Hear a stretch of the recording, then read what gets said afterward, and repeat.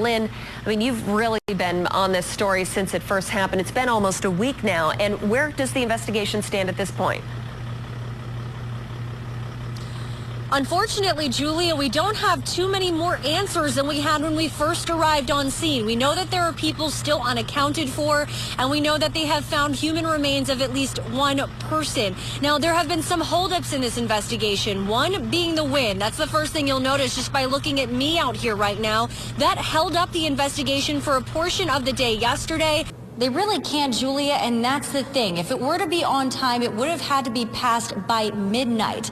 However, that wasn't the case, despite what the governor was saying this morning. He sent us a release saying the budget had been passed hours before we saw it actually be passed. We were here around 3 o'clock this morning, and that's when we saw the assembly wrap up their voting session. So that's about 3 hours late. A massive fire on J Street in Schenectady. It is right across the street from City Hall.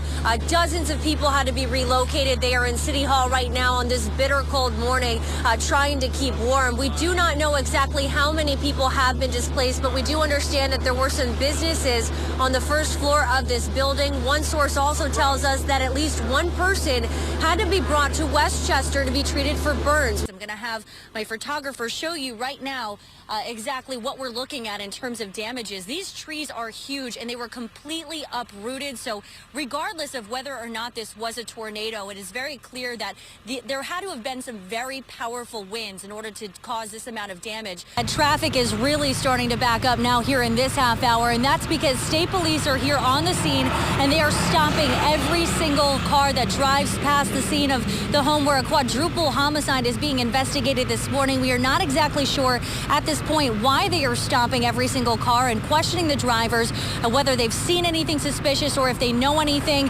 Police are remaining tight-lipped until we're about to receive new information later on this morning when they will be addressing the media. But I want to show you the backup here along Western Avenue. Take a look at that line of cars. Just 40 minutes ago, our cameras were here as these two black vans showed up at the house. We are unsure exactly what they are doing at this point, but we do know that we've seen investigators go in and out of the home wearing white protective gear. We've seen all morning long them carrying evidence, what appears to be evidence from outside the home. Now, one thing I would like my photographer to show you is this one thing of flowers sitting by the tree there. That belonged to the family members that did stop by earlier on this morning about 2 hours ago. A heart-wrenching scene.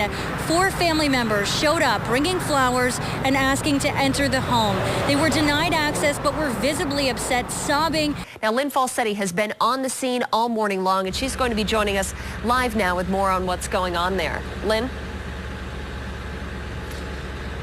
Good morning, Julia. Well, it looks like crews have pretty much left the scene right now. We have one National Grid truck there working to remove the power lines going into the home. Now, I did speak briefly with the family. While they didn't want to go on camera, they did tell me a little bit about the man who did live inside. They say that he's lived there for 47 years, is a survivor of pancreatic cancer, and just lost his wife in November. Kenneth White, the 5-year-old Knox boy who was murdered just days before Christmas. Brenda's daughter, Tiffany, is the one charged in his murder, and the county claims that Brenda knowingly placed Kenneth and his 2 sisters in her care, knowing that she suffered from an untreated mental illness. I'll have much more on this case coming up later on in the newscast, but for now we are live in Albany. Lynn Falsetti, CBS 6 News. And is it safe for business? What's next for the Glens Falls Civic Center after part of the building comes crashing to the ground? And was the budget passed in time? The governor saying yes, but we were here to see lawmakers work several hours past the deadline. How lawmakers are reacting, coming up. Baker's friends and family were inside the courtroom, but they did not have any interaction with Briskin. In fact, they were so visibly upset, they did not even want to appear on our cameras. In Ballston Spa, Lynn Falsetti, CBS 6 News. Now sinking in for the dozens of people displaced by Friday's J Street fire that everything they own is now gone. I can't believe I went over there and looked at the building. I just can't believe I got out of there. Anthony Cortese narrowly escaped with his life from his 5th-story apartment. The Red Cross set up a shelter here at Christ Church on State Street. They now expect to be open until Monday, and many volunteers working 12-hour shifts, including Dara Young, who came from Greene County. She says the fact the shelter will be open through the weekend shows just how dire this situation is. No way, no. 24 hours is the average. Like if we have an ice storm, that's usually resolved, and then we get the people situated. But this I knew was going to be big. Tensions were high, and police investigators back again for day 2, looking for answers as to exactly what happened here. Those who survived this blaze are sticking to their story, saying no fire alarms went off. Oh my God, the whole place is in blaze, and there's smoke going all the way up from the 3rd floor to the 4th floor, and it wasn't burning on the 4th floor. None of their alarms went off. They're very sad. They've lost pets, they've lost people. You know, they just wiped out, and I've lost all my belongings and everything. I have to start all over again. I had thousands of dollars of belongings. I have to start all over again. Meanwhile, the outpouring of support from the community has been overwhelming. Saturday, many stopped by the shelter trying to drop off clothing and food, but most of it had to be turned away. These people came out with not even shoes. They had nothing. And starting all over. What would I do? How would I react? What would I do? It's just overwhelming. And the American Red Cross is asking anyone that has any donations to instead bring them to the Salvation Army. They say they cannot accept donations unless they are unused and in packaging. If you have any questions or would like to know how you can donate, you can visit their website. We have a link to theirs on ours at cbs6albany.com. In Schenectady, Lynn Falsetti, CBS 6 News. Allen says all he needs is hard work, a snowblower, and a big heart. He single-handedly decided he was going to help those who are disabled, elderly, and low-income survive this brutal winter. He calls his mission Operation LED. For Dorothy Ingram and her husband, it was the beacon of hope they so desperately needed. He was an answer to prayer. Dorothy takes care of her husband, George, who is recovering from a stroke and remains on oxygen. The two have dedicated their lives to helping others and volunteering in their community. Their Gansevoort home was totally buried in snow, and neither one of them had the resources or strength to clear it out. We had icicles that went all the way down to the ground, and it was just, and what's on the roof was backing up into the house, and I just got overwhelmed. Roofs don't leak, and stuff like that, especially the ice buildup, it could give away any time, and, somebody can come out and get hit side of the head with ice, so it is dangerous. Operation LED has only been around for almost 4 weeks, but Joe tells us he's already helped 300 people. He says each and every day he helps 20 to 30 homes just like this.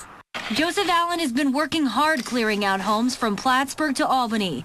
He was first inspired when a good friend and business partner gave him the gift to help others. He gave me a snowblower, and then 3 weeks ago he passed away. Then he learned he had a child on the way that would be born with a disability.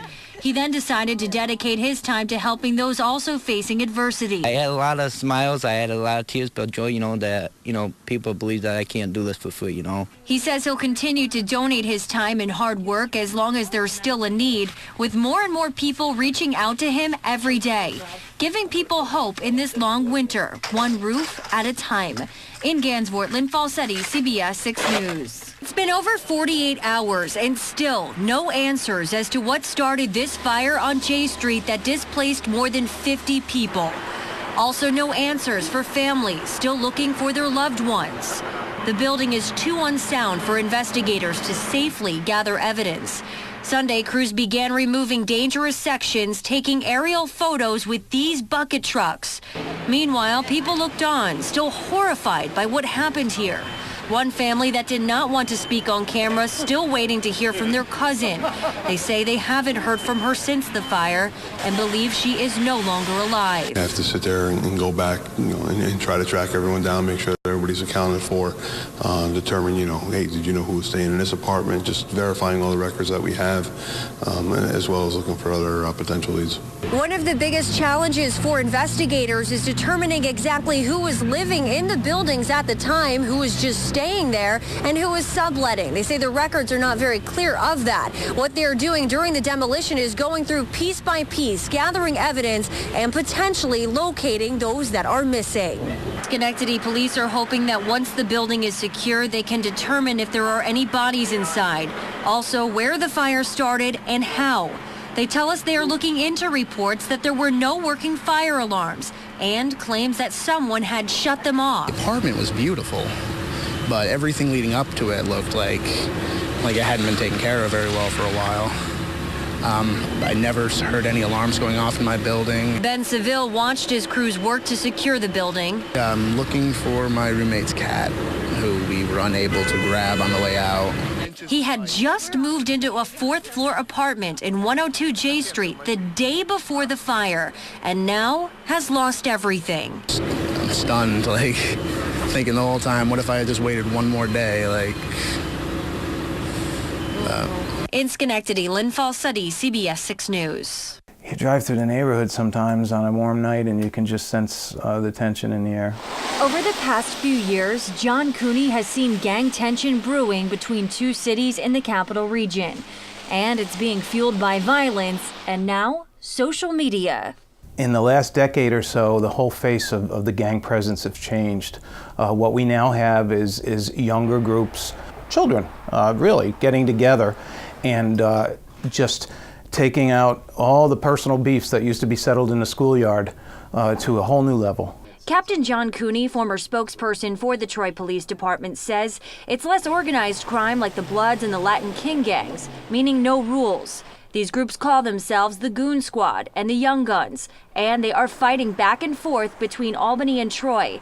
And since Cooney has retired from the force, he's able to speak freely about the battle.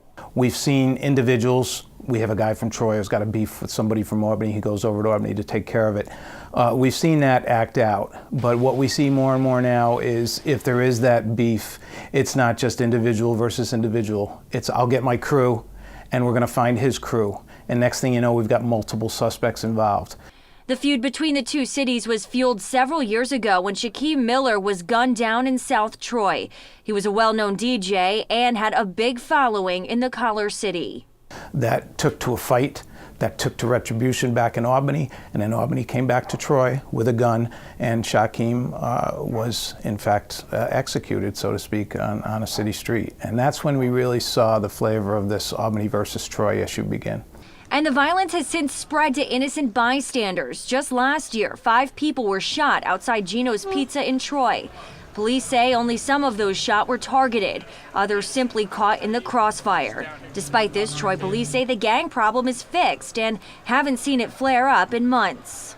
We reached out to the Albany Police Department about the war between Albany and Troy gangs, but they refused our request, saying the city of Albany doesn't even have a problem with gangs. But what we're hearing on the streets is telling a different story. I've spoken with Albany police, I've spoken with Troy police, and both of them have said that neither city has a gang problem. Do you think there's any truth to that, or do you think that they're not telling the whole story? They don't want you to know.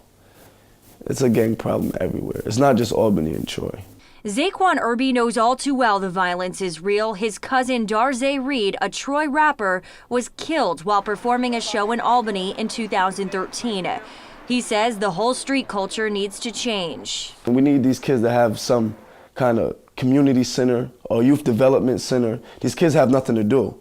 Idle hands turns into violent hands. Irby now runs an athletic program for inner city kids, hoping to be the positive influence he says these kids so desperately need. According to former police captain John Cooney, an intimidation factor is preventing those who know when violence is going to happen from speaking out. With multiple suspects, we've got a great higher level of intimidation on the streets towards witnesses. A great more bit of reluctance for witnesses to come forward. That's probably the biggest handicap we have in actually solving these, maybe even preventing these, because the word's usually out on the street that it's going to happen. But to get killed, yeah, I'm fearful of that because I can walk outside right now and get shot. Lynn Falsetti, CBS 6 News.